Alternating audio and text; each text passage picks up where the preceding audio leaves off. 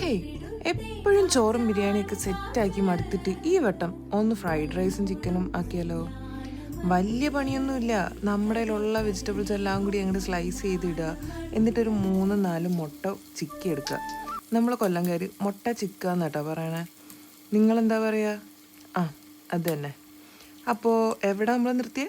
മുട്ട ചിക്കുക.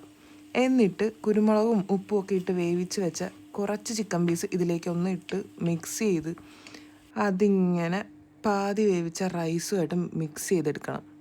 ഓക്കെ. ഈ മിക്സ് ചെയ്യുന്ന ടൈമിലുണ്ടല്ലോ, അതിലേക്ക് ഒരു ടീസ്പൂൺ സോയാ സോസ് കൂടെ ഒഴിച്ച് കഴിഞ്ഞാൽ നമുക്കൊരു റെസ്റ്റോറൻറ്റ് സ്റ്റൈല് പിടിക്കാം. അപ്പം എങ്ങനെ ടേസ്റ്റ് കൂടും.